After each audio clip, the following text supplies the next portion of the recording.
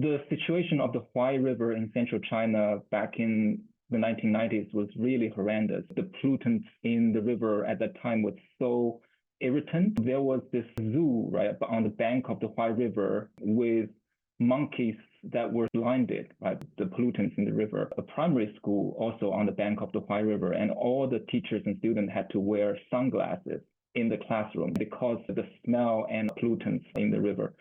How did the Huai River get to such a polluted state, and how did the crisis turn into China's environmental awakening?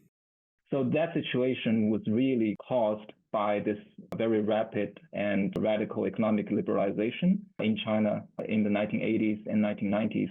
And at the time, the philosophy was get rich fast, right? So the local governments were basically incentivized to grow the local economy in a competition against each other at all costs. There were like thousands and thousands of so-called township and village enterprises, basically garage factories are being opened all over China, and especially along big river basins like the Huai River. And because they didn't have much like pollution prevention equipment, the pollution level also like skyrocketed during that period. Because the river was so polluted, it became sort of a national headline. Some of the pioneers in China's recent environmental history. One of them was Xu Geping, who was at the time the chairman of the environmental committee at the National Congress. One of the things he did was allowing or even organizing the national media, including the central television station, on a tour to some of China's most polluted places and having them broadcast that to a national audience. So actually in October 1993, Xinwen Lianbo, which is like the primetime news program that was viewed by hundreds of millions of Chinese people right, at night, actually broadcasted from the Huai River. And I think it was probably the first time that members of the Chinese public actually witnessed the level of pollution from their television screens. And it became kind of a mobilizing moment for not just the public, but also policymakers at the very high level of the Chinese government. And at that point, they decided they want to clean up the Huai River within a decade or even shorter. And that was sort of an order right, being given by the top leaders who were sort of embarrassed right, by the level of pollution. How did China combat air pollution in Beijing? 2013 was the year where air pollution was probably the most severe right, in China in recent years. In less than 12 years, air pollution levels from Beijing was slashed by almost 70%. Right, from around 90 micrograms per cubic meter right, for PM 2.5 to around 30 today. So it's a significant progress, and it's achieved by basically the government taking the environmental issue as kind of a macroeconomic issue, basically a symptom of the unbalanced economic model right China had been pursuing to that point. So the effort was very political, right? Basically, the top level government set up quantitative binding targets and sort of divided them and allocated them to all the local governments and basically forced them to use air pollution levels as an economic indicator, right? And officials who did not meet those targets would face quite severe political consequences. Some of them even were like arrested for not meeting right those hard targets. And it was also science and technology driven. One of those tools was those very powerful modeling tools that basically tell a central government official, okay, if you reduce the pollution of a steel factory, right, in Hebei province near Beijing, then how much of that can be translated into PM 2.5 level reductions, right, in Beijing. And those kind of very sophisticated technology allows the policymakers to actually make very precise policy decisions, and this proved to be very effective in actually driving pollution levels down and also holding local governments accountable, right, for their actions, because in the past, the central government cannot fully control, right, what's going on at the local level. And those advancements in technology allow the central government to actually implement a very powerful air pollution control campaign. Why does Xi Jinping refer to China as an ecological civilization, and what does it mean? The concept of ecological civilization from the outside may seem very nebulous. If you look what's actually happening on the ground in China, I think ecological civilization means that China is taking the environment and nature as kind of a civilizational asset. President Xi has written and spoken about this concept, seeing like environmental protection, right, as one very important strategy to preserve the Chinese civilization, because he saw like environmental degradation as kind of a fundamental threat, right, to the long-term viability, right, of the Chinese civilization. And this sort of carries an environmental nationalist sentiment in it. But if you look at some of the policy actions that this concept has generated, one of them is setting up ecological red lines, which basically delineates those like protection lines around national parks, right, nature reserves, or like critical resources, right, that nobody is allowed to willfully exploit. And another important line are those caps, right, pollution caps, that local governments are not allowed to surpass, for example, the carbon peaking. And these are another kind of guardrail to conserve nature and the environment for future generations. Another policy action is the kind of valuation efforts, right? So basically putting a dollar value or a RMB value, right, to a lot of those natural assets and try to make the market value them more, right, so that the market can be mobilized to protect those natural resources or good environment. And this is, at this moment, I think, in very kind of experimental stage. So it's not just the government's job safeguarding, right, those natural assets. How does the way China's government approach environmental regulation differ from the US?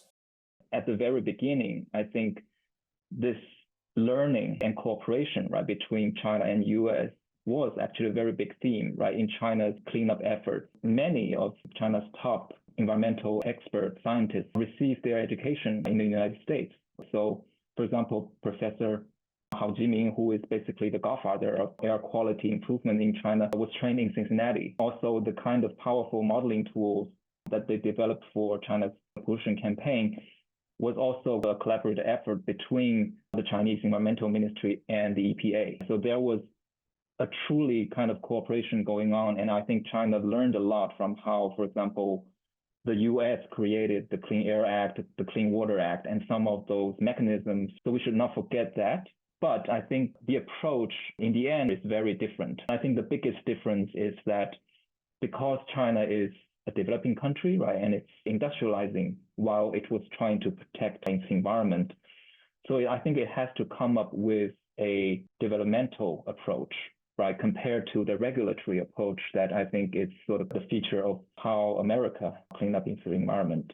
So in the US, for example, you rely on a very powerful environmental agency, right, EPA, and then legislation, right, and then the court, right, to basically set up the rule and then let the market largely face the consequence, right, and also shoulder the cost of environmental cleanup. And in the end, there might be a level of deindustrialization going on, right, because the regulatory cost of compliance is probably too high. So a lot of the companies actually move their factories to other countries, right? And that's the whole deindustrialization phenomenon, right, that we're probably seeing in the US.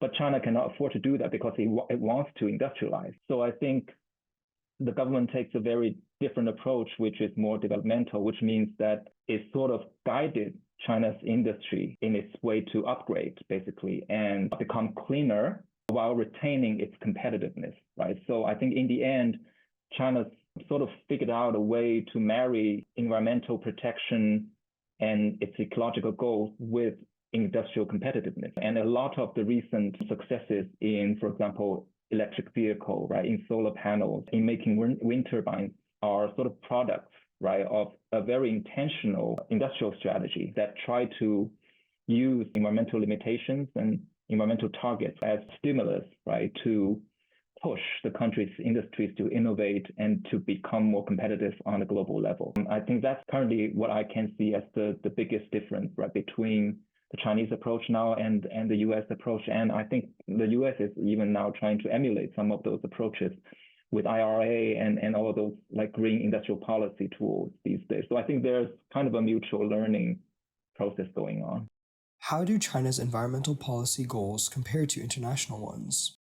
Current Chinese environmental policies, they are in general, I think, aligned, right, with a lot of the global goals. China, for example, was very much part of the coalition that pushed through the Paris Agreement, through joint actions with the United States under Obama. It also sort of embraced the World Health Organization targets, right, on air pollution and see it as sort of a golden benchmark. But that being said, I think because China insists that it's still a developing country and has its own like economic imperatives, a lot of those global goals, when translated into national policy and national targets, often give China more space to catch up. So, for example, China's current air quality standard adopts from the WHO guideline, but it's still there's a gap, right? So if you look at what the WHO guideline for scientifically healthy air is, right, it is like 5, but China's standard currently is like 35. So it is much stricter than a decade ago, but still it's far from the actual WHO guideline. And I think currently there is a discussion of further lowering, right, the Chinese standard to make it closer to the WHO guideline. And there has always been resistance from the industrial side and the developmental side saying, okay, we are still a developing country, probably we shouldn't be too restrictive, right, with those environmental standards. But I think given the success or the relative success of China's green industrial policy, I think nowadays there is kind of a understanding that actually making those environmental benchmarks stricter can be beneficial to the economy by applying more pressure on industries to innovate more and to be more competitive. So I think, yes, I think China sort of mostly endorses global kind of environmental goals, but still it usually leaves a distance, right, between its own goal and the international goals. And I think there is an effort now to sort of close these gaps, right, trying to move China closer to global standards. What role in the global environmental movement might China play in the future?